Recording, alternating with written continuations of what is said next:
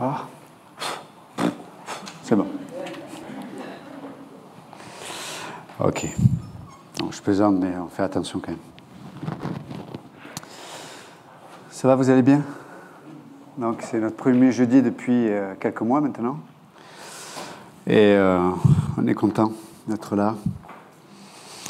Donc, le jeudi, on va avoir une formule où il y aura la louange, une prédication et un temps de prière. Parce qu'on veut vraiment mettre l'emphase sur ce temps que le corps de Christ peut prendre pour s'adresser à Dieu et dans l'unité. On sait qu'il y a des choses qui ne peuvent pas être changées ou des forteresses qui ne peuvent pas tomber à moins que le peuple de Dieu se mette à prier. Et donc c'est vraiment extrêmement important que l'Église puisse prier. Donc on voulait profiter, donc le jeudi soir, donc il y aura la louange, la prédication, et on va faire des temps de prière. Alors avec des formules un peu différentes, on essaiera de le faire par thème aussi, mais on va essayer de s'organiser. Ce soir, voilà, c'est juste pour l'annoncer, on va prier ensemble, on fera peut-être des petits groupes, on va voir un peu avec éloigné, en respectant la distance qui est nécessaire, mais voilà, on va prier ensemble et parler à Dieu des hommes et laisser Dieu nous parler, lui, des hommes aussi. Mais je pense que, encore une fois, je sais que nous, notre ministère a commencé par la prière de 2-3 femmes et on voit ce que Dieu a fait.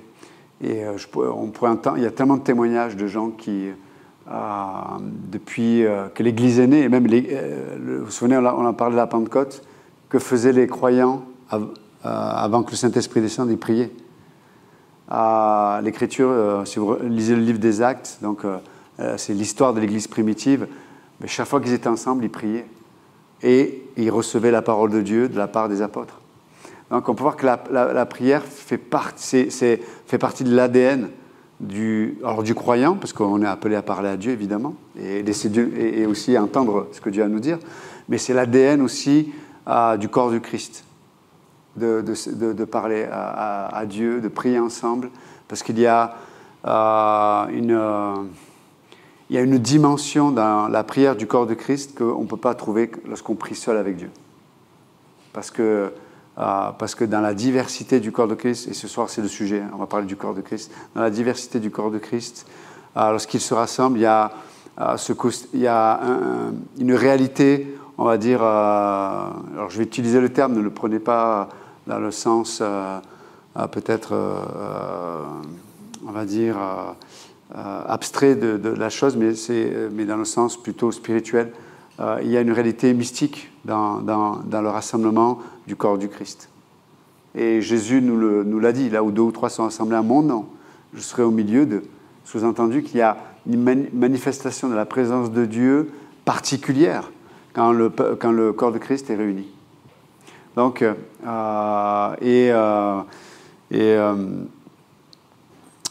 savez, le diable est-ce qu'on enregistre ou pas là?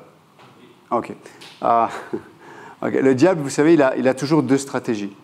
Soit il empêche les croyants de faire ce que Dieu leur demande, soit il les pousse à être dans un extrême où ça devient une forme de justice propre. Donc, soit, ce que je veux dire par là, c'est que trop souvent, le diable nous vole des choses que Dieu nous a données. Et la prière, c'est un exercice spirituel qui est souvent déjà difficile en tant que croyant dans notre vie personnelle avec Dieu, mais autant difficile à organiser pour la vie du corps de Christ. Et pour autant, on sait que ça fait partie comme je le disais tout à l'heure, c'est l'ADN de la vie chrétienne. Mais est-ce que vous êtes d'accord avec moi? Est-ce qu'on ne se fait pas voler notre vie de prière? Dans l'Église, si on organise une soirée louange, il y aura du monde. On organise un temps de prière, on aura moins de monde. Si on organise une soirée repas à Gap, il y aura beaucoup de monde. Beaucoup de monde. beaucoup, beaucoup de monde. S'il y a un temps de prière, il y aura beaucoup, beaucoup moins de monde. Et or, on n'imagine pas. Je ne sais plus quel auteur disait, mais la prière, c'est la seule arme que Dieu nous ait donnée qui est capable de bouger le ciel. Incroyable, hein? Il y a des choses qui... Dieu attend que ça. Il attend d'entendre. Et on voit même, vous vous souvenez, dans le tabernacle, dans le lieu saint, il y avait quoi? Il y avait quoi? Là où il y avait l'encens qui montait, ça parle de la prière des saints. L'autel des parfums, exactement. Il y avait l'autel des parfums. Et ça représentait... Donc on voit que c'était dans l'intimité même de la sagesse de Dieu, de la pensée de Dieu, il y a la place pour la prière. Et même en Apocalypse, il est parlé de la prière des saints pour les derniers temps. Donc, encore une fois, j'en parle avec vous, mais je ne maîtrise pas tout ce que ça signifie. Mais même si je ne maîtrise pas tout ce que ça implique, ce que ça signifie, mon rôle n'est pas de tout comprendre. Mon rôle est de croire Dieu. Notre rôle, c'est de croire Dieu. Et je sais que c'est tellement... encore une fois, je dis, c'est une chose que le diable vole. Pour nous, l'Église de la grâce. Je sais qu'il y a d'autres milieux où le diable va les pousser et ça devient presque un mysticisme. C'est plus du mystique, mais ça devient un mysticisme. Donc, à nous de reprendre ce qui nous appartient. Amen. Et la prière, c'est quelque chose qui nous appartient. Et encore une fois, quand le peuple prie, il y a des choses qui se passent. Il y a des gens qui se tournent vers Dieu. Il y a des forteresses qui tombent. Il y a des guérisons. Il y a des appels qui sont suscités. Il y a des stratégies du diable qui ne se voient pas à l'œil nu, qui sont révélées, qui sont mises à la lumière. Il y a des habitudes, des comportements dans la vie des croyants. À un moment donné, elles sont brisées, quoi. On n'imagine pas ce qui se passe. Dieu suscite des œuvres aussi, des nouvelles œuvres où Dieu on ne le voit pas. Encore une fois, la prière, c'est ingrat parce qu'on ne voit pas ce qui se passe dans l'invisible. Mais parce que l'Église prie, peut-être qu'il y a des missionnaires qui vont pouvoir rester sur le champ missionnaire. Parce qu'à travers la prière des saints, Dieu va intervenir de façon particulière. Il y a des couples qui vont être gardés de stratégies, de division, de brisement, en tout cas de couples brisés, parce que l'Église prie. On ne maîtrise pas ça. Je ne sais pas, parce qu'il y a ce mélange de la souveraineté de Dieu, Dieu fait ce qu'il veut comme il le veut, et en même temps Dieu a choisi d'intervenir ou d'agir au travers de la prière des saints. Où placer le curseur, savoir qui doit faire comment, je ne sais pas. Mais je sais que Dieu nous appelle à vivre ça. Donc c'est pour ça que c'est devenu, pour nous, on en a parlé avec les anciens, c'est une priorité. La prière est une priorité.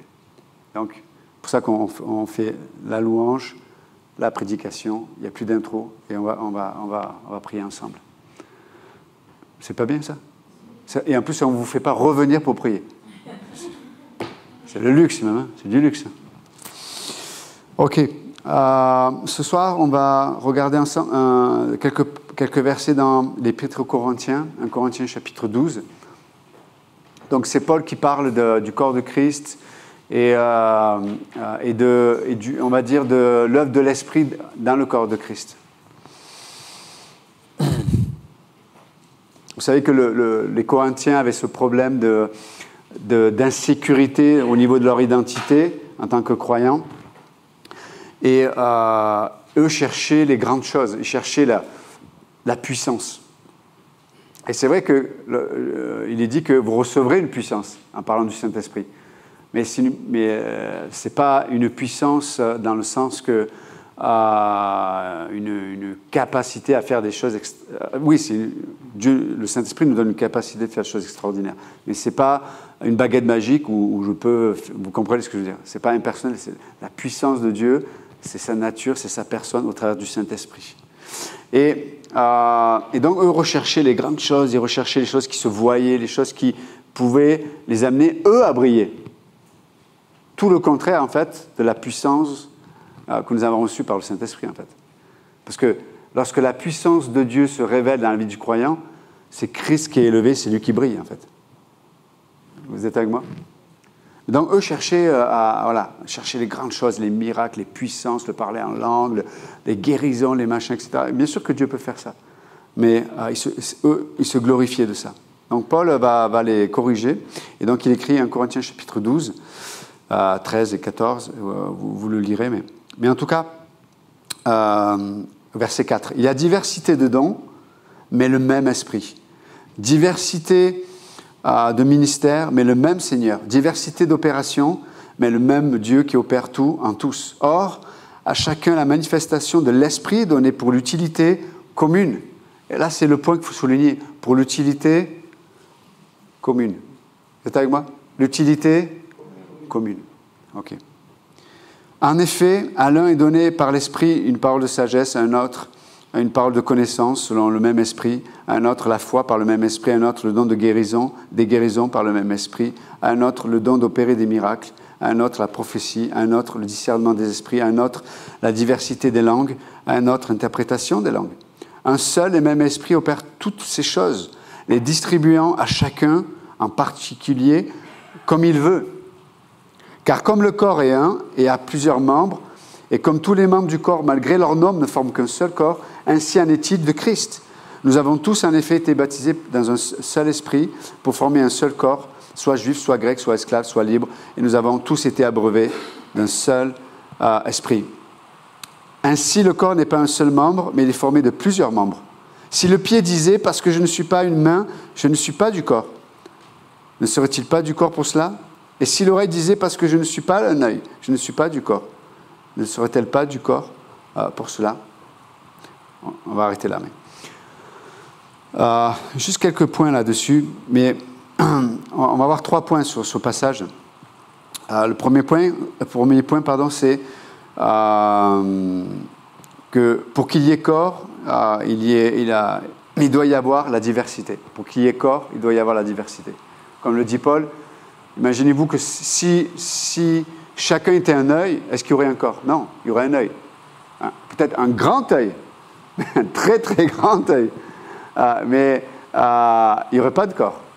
Si le corps était qu'une oreille, il y aurait une très très grande oreille, mais il n'y aurait pas de corps, il n'y aurait qu'une oreille. Vous êtes avec moi? Donc, ça implique la diversité pour qu'il y ait un corps. Et de façon pratique, qu'est-ce que ça signifie? Bien sûr, ça signifie que le Saint-Esprit, je ne m'approche pas, le Saint-Esprit choisit ce qu'on va être.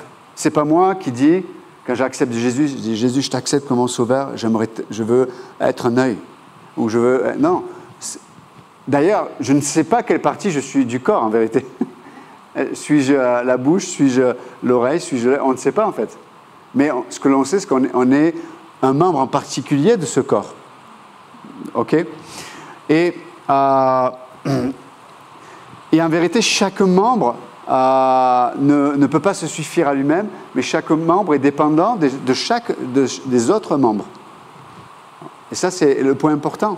Et je discutais dimanche, après le culte, avec Pasteur Jean-Luc, et puis on discutait du message, mais on disait, mais c'est incroyable de voir à quel point il y a... dans notre diversité, on a tous des tendances qui sont liées à notre tempérament, à nos capacités, à nos sensibilités. Et c'est intéressant de voir que dans le corps de Christ, et c'est ça qui est mystérieux, lorsqu'on est engagé dans le corps de Christ, on en parlera tout à l'heure, lorsqu'on engage le don qu'on a reçu du Saint-Esprit dans le corps de Christ, c'est intéressant de voir que cette sensibilité ou cette capacité qui est liée peut-être à mon tempérament, etc., va être une force dans le corps de Christ. Et on pensait peut-être on a connu des hommes de Dieu qui avaient vraiment... c'est pour ça que j'utilisais le terme un peu mystique tout à l'heure, mais je me souviens quand j'étais à l'Institut biblique, on avait différents professeurs, différents intervenants, et chacun avait une spécificité. Je me souviens, il y avait un ancien ça me parlait énormément, quoi. Parce qu'il avait ce côté profondeur avec Dieu, un peu vraiment ce côté mystique de la vie chrétienne, mais qui est vrai, quoi. Et, mais si tu prends cette personne, tu la mets à vivre de façon indépendante en dehors du corps de Christ. Elle aura plus cet équilibre. Elle aura plus cet équilibre qui faisait qu'à travers le corps, c'était une force qui enrichissait le corps de Christ. Là, c'est quelque chose qui devient... tout devient mystique, on va dire. Tout est filtré par ça, tout est vu par ça. Et en fait, cette capacité que Dieu peut donner à quelqu'un, en dehors du corps de Christ, devient un problème. Parce qu'il n'y a plus d'équilibre, il n'y a plus de force d'opposition, en fait, qui lui permettait d'édifier le corps de Christ local. Pas de façon abstraite, où je peux donner des messages, etc., mais de façon précise dans l'église locale. Vous comprenez? Et de la même façon, on peut avoir des gens qui ont, peut-être des gens qui ont une sensibilité dans l'église. Ils sont très sensibles. Mais parce qu'il y a cette force opposée dans le corps de Christ, leur sensibilité va être utilisée par le Saint-Esprit pour avoir cette oreille affinée, cette capacité affinée à discerner ce que le Saint-Esprit veut. Comprenez? Mais vous placez cette personne en dehors du corps de Christ. Elle va, cette capacité à être sensible au Saint-Esprit notamment, vu qu'elle n'est plus dans le corps de Christ, vu qu'il n'y a plus cette force d'opposition, pour le dire autrement, vu qu'il n'y a plus cette redevabilité. Donc la croix, cette force qui était pour le corps de Christ, va devenir une faiblesse pour soi-même. Et c'est comme si quand j'ai plus ma place dans le corps de Christ, ça veut dire qu'à un moment donné, je vais être livré même à ce qui faisait ma force dans le corps de Christ. Je vais être livré, ça va devenir une faiblesse qui peut m'éloigner même de Dieu ou de l'objectivité de Dieu. Parce que moi, je peux être convaincu que je ne suis pas éloigné de Dieu, mais c'est complètement subjectif. Mais je peux être éloigné à cause de ma subjectivité, parce qu'il n'y a plus cette force de position qui me garde dans l'objectivité de Dieu, pour l'édification commune. Est-ce que vous me suivez? Et c'est vraiment important de comprendre ça, parce qu'autrement, on passe à côté de ce que Dieu voudrait pour chacun d'entre nous. Et encore une fois, selon nos tempéraments, lorsque Christ règne dans l'Église, mon tempérament va être bridé dans le corps de Christ. Pour que j'apprenne à vivre selon une loi qui est supérieure à mon tempérament. C'est le caractère de la nouvelle création que j'ai reçue en Jésus-Christ. Mais ça, je ne peux pas le vivre en dehors du corps de Christ. Regardez Galates, chapitre 5, verset 17. Écoutez bien. « Car la chair a des désirs au contraire à ceux de l'esprit. Et l'esprit en a de contraire à ceux de la chair. Ils sont opposés entre eux, afin que vous ne fassiez point ce que vous voudriez. » C'est l'épître de la liberté, l'épître aux Galates. Et c'est le seul endroit où tu trouves ce verset-là. Afin que vous ne fassiez point ce que vous voudriez. Pourquoi? Vous avez remarqué, quand tu veux marcher avec Dieu et que tu commences à vivre et à t'engager dans le corps de Christ, il y a toujours cette force d'opposition qui t'amène à ne pas vivre ce que tu voudrais vivre dans la chair, en fait. Comme je disais tout à l'heure, c'est difficile de savoir est-ce que ce que je désire, est-ce que c'est spirituel ou c'est pas spirituel? C'est difficile de le discerner, c'est vrai ou pas? D'autant plus que des fois, bien sûr que si mon désir c'est de braquer une banque et d'égorger mon voisin, j'ai pas besoin du corps de Christ pour savoir que c'est pas bon. On est d'accord? Vous êtes d'accord avec moi? Mais il y a plein de domaines. Est-ce que je dois m'engager dans ceci? Est-ce que, comme je le rappelais dimanche, est-ce que je dois être disponible pour aider telle personne ou me retirer pour la laisser à vivre ce qu'elle doit vivre avec Dieu? Est-ce que il y a des guérisons qui peuvent se passer que lorsque, peut-être, dans le corps de Christ, je vais être froissé, on va me vexer, mais à travers ça, si je le vis bien avec Dieu, ça va être une promotion spirituelle, ça va me faire grandir. Vous comprenez? Et afin que c'est marqué quoi? Afin que vous ne fassiez point ce que vous voudriez. Encore une fois, parce que dans ma chair, j'ai des désirs qui ne sont pas mauvais, mais qui ne correspondent pas aux désirs de l'esprit. Et donc, je rappelais tout à l'heure, vous avez remarqué dans l'Église, on a l'impression que des fois, tiens, mais pourquoi on me dit ça? Pourquoi telle attitude? Pourquoi j'ai l'impression que ça ne va jamais dans mon sens? Ou, des fois, on a ces pensées-là. Je me souviens quand j'étais à l'Institut biblique et j'étais souvent avec mon pasteur, j'avais l'impression, chaque fois que j'étais avec lui, j'avais l'impression qu'il me reprenait tout le temps. J'avais l'impression d'être toujours à côté. Et c'est pas que j'avais l'impression d'être toujours à côté, c'est que j'avais beaucoup de pensées qui étaient pas mauvaises, mais qui étaient naturelles et je ne m'en rendais pas compte. Et j'ai appris à penser avec Dieu. Et pour ça, ça demande de l'humilité, de ne pas avoir peur. Vous savez, on est tellement dans une société où les gens ont tellement des problèmes d'identité. Et quand tu as un problème d'identité, tu es désécurisé. Quand tu es désécurisé, tu es sur la défensive. Quand tu es désécurisé, tu as du mal à faire confiance. Quand tu es désécurisé, tu es rempli de suspicion. Quand tu es désécurisé, tu n'acceptes pas. Peut-être qu'on te dit certaines choses ou qu'on t'emmène là où tu ne voudrais pas aller. Mais lorsque Dieu façonne en toi une bonne identité en Jésus-Christ, mais si quelqu'un te dit quelque chose, si on te fait un reproche, si quelqu'un te vexe, si quelqu'un peut-être n'a pas la bonne attitude, etc., si on te donne, si on te donne un conseil qui ne va pas dans le sens que tu aimerais aller, etc., mais toutes ces choses, en vérité, sont une force qui vient du corps de Christ. Et la force du corps de Christ vient de l'Esprit Saint qui a donné des dons aux uns et aux autres. Parce que nous sommes un seul corps. Et donc, pour qu'il y ait un corps, il faut qu'il y ait diversité. Diversité. Et je sais que des fois, on a des phrases toutes faites en disant, mais même dans le monde, on aime la diversité. Oui, on aime la diversité quand elle vit à l'autre bout du monde, oui. Oui, l'autre qui pense, qui agit, qui est différent, je l'aime, il n'y a pas de problème. Mais je veux pas vivre avec. Or, nous, dans le corps de Christ, on fait face à la diversité. Il y a des gens, comme je disais, il y a des gens qui sont très sensibles, il y a des gens qui ne sont pas du tout sensibles, il y a des gens qui ont ce côté mystique avec Dieu, il y a des gens qui sont très terre à terre, il y a des gens qui ont un tempérament de feu. Alors on y va, on réfléchit pas, on y va et on fait ce qu'il y a à faire.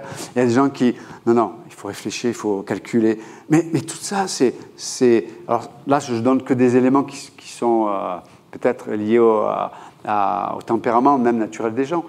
Mais même au niveau des dons, on a des dons différents, spirituels. On a des dons, il y en a qui vont, comme le dit Paul, il y a des gens qui vont avoir le don de prophétie. La prédication, c'est la prophétie du Nouveau Testament. Voilà, on prêche, on enseigne, c'est ce côté prophétique. Mais dans le corps de Christ aussi, il y a ce côté incroyable, c'est que dans la communion, lorsqu'on communie les uns avec les autres, il peut y avoir même le Saint-Esprit qui peut amener un esprit de prophétie dans une conversation. Sans que la personne qui parle réalise qu'elle est utilisée par le Saint-Esprit pour amener une prophétie. Mais dans la communion, il y a la vie de l'Esprit qui se passe. Je donne juste cet exemple-là, mais ça pourrait être d'autres exemples. Il y a la guérison. Ah bon, la guérison? Mais je n'ai pas vu des jambes repoussées, des aveugles, non. Mais il y a des guérisons incroyables. Moi, il y a tellement de domaines de ma vie qui ont été guéris dans mon âme, alors que j'écoutais la parole de Dieu, la prophétie dans l'Église, dans l'amour du corps de Christ, le regard du corps de Christ. Les gens ont vu quelque chose en moi que je n'avais pas la capacité de voir pour moi-même à un certain moment de mon existence. Je sais, quand je suis arrivé dans l'Église, les gens me disaient, mais waouh, vraiment, tu as un appel, sûrement un appel pastoral, etc. Et je te dis, mais de quoi il parle, quoi? Tu vois, je n'avais pas la capacité de le croire pour ma vie. Mais le corps de Christ avait le regard du Christ pour ma vie. Et ça m'a donné la capacité de rentrer dans la réalité du regard de Dieu pour ma vie. Et c'est vrai pour chacun d'entre nous, en fait. Vous comprenez? Donc, il y a une diversité pour qu'il y ait un corps. Et encore une fois, des fois, la diversité, elle nous gêne aussi. Parce que quand j'étais au dortoir, j'avais des gens qui n'étaient pas du tout comme moi, qui avaient des dons différents ou qui avaient les mêmes dons que moi. Et là, et c'est bien parce que tu réalises que dans le cœur de l'homme, il y a la comparaison. Dans le cœur de l'homme, il y a l'esprit de compétition. Dans le cœur de l'homme, on veut briller, comme je disais tout à l'heure. Mais Paul le dit, les dons qu'on a reçus de l'Esprit Saint, c'est pour l'utilité commune. Et rappelez-vous ce que Jésus dit à Pierre. Pierre, sur cette pierre, je bâtirai mon église. Il n'est pas dit, Pierre, sur cette pierre, tu bâtiras ton église. Pierre, sur cette pierre, voilà, non, il dit, je bâtirai mon église. Ça veut dire que, et de la même façon, nous sommes des pierres vivantes, Christ, à travers ma vie, bâtit son église. Ça sera le troisième point tout à l'heure. Je ne vais pas être long, mais... Donc, diversité et la nécessité de la diversité pour qu'il y ait corps. Pour qu'il y ait corps. Certains pourraient en voir un frein, mais au contraire, il faut le voir comme une force. La diversité, parce que c'est ça le corps de Christ. C'est ça le corps de Christ. Et la diversité fait que moi, je deviens un peu plus comme le Christ. Et alors que je suis transformé à son image, ben je deviens une pierre vivante qui est de plus en plus taillée pour la place qui lui est réservée. C'est extraordinaire. Donc, ne soyez pas étonnés que dans l'Église, vous sentiez des fois, mais comme dit Paul, afin que vous ne fassiez point ce que vous voudriez. Ça va à l'encontre de ce qu'on entend aujourd'hui. Hein. Mais c'est l'amour de Dieu qui agit comme ça. Le deuxième point, c'est que pour qu'il y ait corps, il faut qu'il y ait unité. C'est paradoxal, hein, parce que souvent on parle de diversité, et quand il y a diversité, c'est dur d'avoir l'unité. Mais pour autant, il ne peut pas y avoir de corps de Christ s'il n'y a pas d'unité. S'il y a une main par-ci, un œil par-là, une oreille. Donc il y a tous les membres, mais ils sont pas ensemble. Ça ne sert à rien. Hein, ça doit faire mal, surtout. Mais, et donc, c'est vraiment important de comprendre que l'unité, c'est un point important du corps de Christ. Et pour qu'il y ait unité, il faut que le croyant s'engage dans le corps de Christ. Okay. L'unité va s'exprimer par l'engagement. Parce que je peux dire que je suis avec vous de tout cœur. Hein. Mais en fait, je ne suis jamais là. Je ne suis jamais disponible. J'ai un don spirituel qui est pour ton édification, mais je me le garde pour moi. Quand je garde ma vie, en fait, je ne garde pas simplement ma vie, mais je garde le don de l'Esprit que le Saint-Esprit m'a donné, au lieu qu'il soit pour l'édification commune, mais il ne sert à rien, en fait.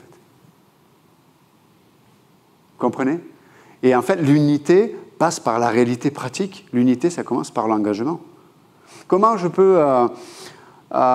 peux expérimenter l'engagement de Dieu pour ma vie si je ne m'engage pas moi-même dans le corps de Christ? Ça ne peut pas, ça n'existe pas. Donc pour expérimenter, c'est comme si je parle de la prière tout à l'heure, je ne peux pas dire je ne vois pas la fidélité de Dieu dans la prière si je ne prie pas. Je ne vois pas la fidélité de Dieu dans la prière. Est-ce que tu pries? Non. Ah, ok. Ouais, de la même façon, je ne peux pas expérimenter l'unité si je ne m'engage pas. Et vous savez, on pourrait se poser la question, mais c'est quoi mon don alors? Ben, c'est quand je m'engage dans le corps de Christ que je vais découvrir mon don ou mes dons, parce qu'on peut avoir plusieurs dons spirituels. C'est ça qui est extraordinaire. Et du coup, notre vie, quand on s'engage et quand on découvre les dons spirituels que Dieu nous a donnés, notre vie prend, à cause de Christ en nous, prend son vrai sens. Vous savez pourquoi il y a des croyants qui luttent tellement dans plein de domaines de leur vie? Parce qu'en fait, ils ne s'engagent pas dans le corps de Christ. Ou alors ils s'engagent, mais un peu de loin, quoi. Mais si tu as les fesses entre deux chaises, tu vas toujours avoir un cœur divisé. Tu vas toujours un cœur qui va aller à gauche, et puis un coup à droite, et puis... et en fait, en vérité, tu vas rater les deux plaisirs des deux mondes. Vous comprenez ce que je veux dire? Donc, non, je m'engage de tout cœur, selon ma capacité, selon mes dons. Et vous allez voir à quel point Dieu nous amène à avoir une conscience des réalités et de la vie qui va être beaucoup plus élevée. Et en fait, quand on vit comme ça, on va voir que chaque situation, les bonnes comme les mauvaises, en fait, servent le but pour lequel j'ai été créé par Dieu. Mais quand je ne vis pas comme ça, chaque situation, bonne ou mauvaise, seront des situations isolées. Mais en vérité, elles vont avoir... leur finalité sera la vanité, le vent. Ce que dit l'Écriture. La vanité, c'est le vent. Elles sont passées, elles sont venues, et alors? Donc, la diversité, oui, mais dans l'unité. C'est extrêmement important, l'unité. Je sais que vous le connaissez, mais le psaume 133, on peut voir à quel point le psalmiste avait compris la notion d'unité. Il dit, mais c'est comme l'onction, vous savez, on oignait les prophètes, les sacrificateurs pour leur office, pour les mettre à part. On les oignait, lui, il le coulait sur la tête. En l'occurrence, il parle de la sacrificature de Aaron. Et c'était cette huile qui faisait qu'il était mis à part par Dieu. Et cette huile, elle coulait sur la tête, sur la barbe, sur le vêtement de Aaron. Et le psalmiste parle de l'unité. Et il dit, mais quand cette huile coule comme ça, il y a Dieu qui vient, il y a Dieu qui intervient, il y a Dieu qui agit d'une façon particulière. L'unité, même en dehors de l'Église, c'est comme un principe qui est universel. Vous allez dans des endroits, les gens, il y a une unité, les gens sont ensemble, tous sont ensemble. Hey. Mais il y a une force particulière dans l'unité, même sans Dieu, je veux dire, parce que c'est un principe que Dieu a créé. Mais imaginez-vous quand c'est dans le corps de Christ. Waouh! L'unité est extrêmement... Et vous avez vu à quel point l'unité est fragile aussi. Dans Éphésiens chapitre 4, Paul dit que faites tous vos efforts pour garder l'unité par le lien de la paix. Il y a tellement de choses qui peuvent nous échauder chez les autres, dans l'Église, dans la façon dont ça se fait. Moi, j'aimerais que ce soit autrement. J'aimerais qu'ils parlent différemment. Il y a plein de choses. Mais Paul dit, mais faites tous vos efforts. Tous vos efforts. Ça veut dire que ton énergie doit être centralisée, concentrée pour maintenir l'unité par le lien de la paix. Donc, vous voyez à quel point c'est un sujet extrêmement important. Pourquoi Paul dit ça? C'est que, comme le corps est vivant, il va toujours m'amener là où il y a la vie. Et là où il y a la vie, souvent, la vie a toujours le premier effet de nous déranger au départ. C'est là où il peut y avoir, l'unité peut être brisée. La vie, quand je parle de la vie de Dieu, lorsque la vie de Dieu vient se manifester, c'est une vie qui est étrangère, en fait, à la vie que je connais, la vie de Dieu. La vie de Dieu vient se manifester et elle m'amène à repenser peut-être, à reconsidérer certaines façons de faire, de voir, ou des habitudes, ou des relations. Et à prime abord, ça peut me déranger. Et comme Dieu va utiliser peut-être un frère, une sœur, le pasteur, etc., ben, ça peut briser l'unité. Parce que ça me dérange. Vous comprenez ce que je veux dire? C'est pour ça que Paul dit, mais faites tous vos efforts. C'est-à-dire, pour préserver l'unité par le lien de la paix. Ça veut dire la paix avec Dieu d'abord. Je ne peux pas faire la paix avec l'autre si je n'accepte pas de faire la paix avec Dieu. Sous-entendu, ben, ce que Dieu a permis que je vive à travers ce frère, ou à travers ce pasteur, ou à travers cette sœur, etc., je sais, c'est Dieu qui l'a permis. Parce que très souvent, notre colère, notre réaction, se manifeste sur les autres, mais en vérité, elle est contre Dieu. Elle est contre Dieu, mais on ne veut pas l'avouer. On est en colère contre Dieu. Donc, maintenez l'unité par le lien. Faites tous les efforts pour maintenir l'unité le conservant par le lien de la paix. Toujours être en paix avec Dieu et être en paix avec les autres. OK? Et troisième point.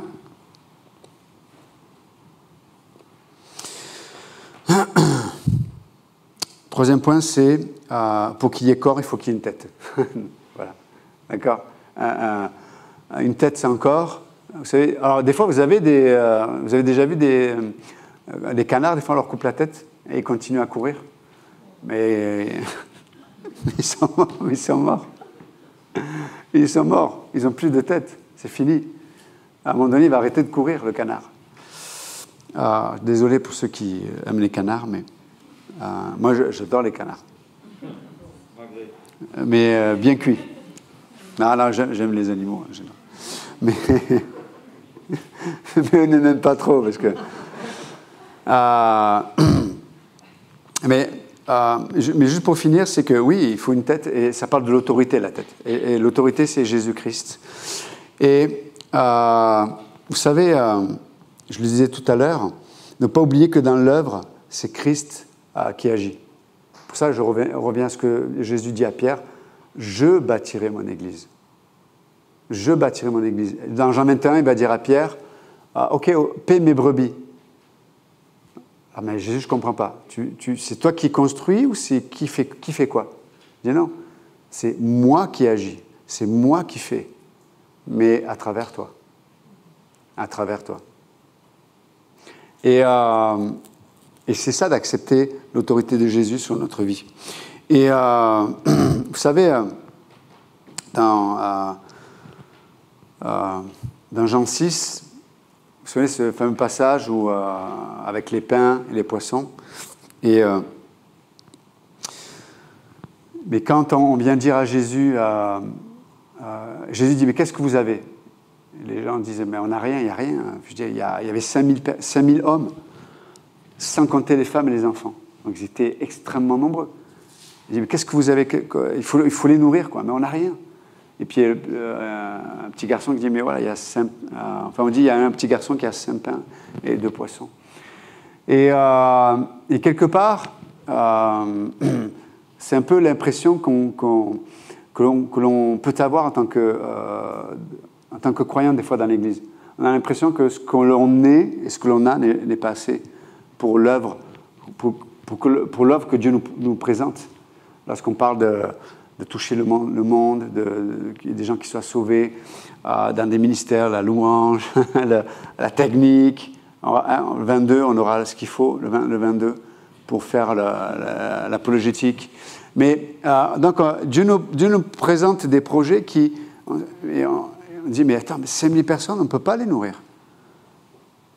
Et on regarde ce que l'on a, on dit, c'est ridicule, je ne vais même pas dire ce que j'ai, tellement que ça va être stupide.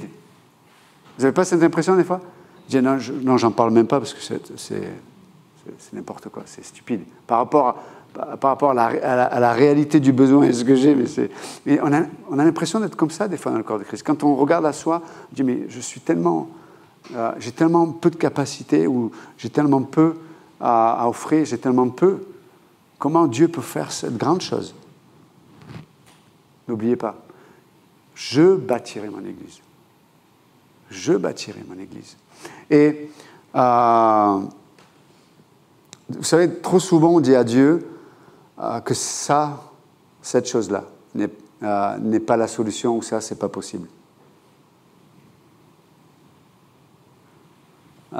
Dieu vient chercher Moïse et Moïse il dit non, je ne suis pas. Je vais te dire, Dieu, tu te trompes, je ne suis pas la solution. Trouve quelqu'un d'autre. Je bégaye, je ne sais pas parler, ils ne vont pas me recevoir. Et en fait, il négocie avec Dieu pour convaincre Dieu que Dieu se trompe, parce qu'il n'est pas à la hauteur. Et vous savez, quand Dieu vient nous voir au moment où on ne se sent pas à la hauteur, en général, c'est bon signe. C'est bon signe. C'est que Dieu a fait du bon travail dans notre vie. Ok? Si tu te sens à la hauteur, tu es en danger. Mais très souvent, on ne se sent pas à la hauteur. On dit, mais j'ai que 5 pains et 2 poissons, il y a 5000 personnes. Et Dieu dit, ça suffit pour moi. Ça suffit. Et ne jamais oublier ça. C'est Christ qui bâtit son Église. Et on est des vases de terre, c'est vrai, mais souvent on est conscient du vase de terre que nous sommes. Mais n'oubliez pas que Dieu a mis en nous un trésor. Dieu a mis en nous un trésor, c'est la nouvelle nature que nous avons reçue en Jésus-Christ. Nous avons reçu le Saint-Esprit et des dons spirituels. Et trop souvent, l'œuvre de Dieu ne manifeste pas l'autorité, la tête du corps de Christ, parce qu'encore une fois, on dit à Dieu que ça ne suffit pas, ou on dit à Dieu que ce n'est pas la solution, ou que ce n'est pas possible. Et ça, c'est dommage. Certains vont dire, je suis trop vieux. Certains vont dire, je suis trop jeune. Certains vont dire, je suis trop fatigué. Certains vont dire, j'ai trop d'énergie. Certains vont dire, on aurait tous des choses à dire. Aujourd'hui, en 2020, souvent, on dit, mais j'ai pas de temps. J'ai pas assez de temps. Ce serait intéressant d'observer avec honnêteté notre emploi du temps et regarder tout le temps que l'on perd pour des choses qui ne valent pas la peine. Et c'est pour ça que Paul dit « rachetez le temps, car les jours sont mauvais ». Donc, pour finir, pour qu'il y ait un corps, il faut qu'il y ait diversité de membres. Et au milieu de la diversité, il faut qu'il y ait l'unité. Et à travers l'unité, il faut qu'il y ait la tête. Parce que dans Jean 15, Jésus dit lui-même, sans moi, vous ne pouvez rien faire. C'est-à-dire, sans moi, vous ne pouvez pas accomplir l'œuvre que je vous appelle à faire. Dieu va toujours nous placer dans quelque chose qui est plus grand que nous, afin que la gloire ne revienne pas à l'homme, mais que la gloire revienne à Dieu. C'est pas, Dieu n'appelle pas l'homme à briller, mais il appelle l'homme à révéler le trésor qui est en lui, Jésus-Christ. Et quand les hommes vont nous regarder, c'est pour ça que, vous savez que le mot chrétien à l'origine est une insulte. C'était une moquerie à l'époque. Ça signifie petit Christ. Mais ça sous-entend bien ce que ça veut dire. C'est que quand les gens regardaient les chrétiens, ils voyaient Christ. Ils ne voyaient pas des gens qui avaient du succès ou des gens qui étaient capables de faire ceci ou des gens. Non, chaque fois qu'ils voyaient un chrétien, ils voyaient Christ. Et c'est pour ça qu'on se moquait d'eux. Ce sont des chrétiens, des petits Christ. Et donc, dans le corps de Christ, le paradoxe, c'est qu'on découvre qui nous sommes en lui, et en même temps, on est noyé dans le bon sens du terme, dans le corps, afin que notre vie serve à l'utilité commune. Quelle liberté de savoir que je peux vivre et que ma vie n'est pas centrée sur moi, mais là pour servir les autres. Jésus a offert sa vie. Et plus on est proche de Christ, plus on est sanctifié par lui, plus on vit à la croix, plus on s'offre pour le corps de Christ. C'est un mystère, hein, c'est un mystère.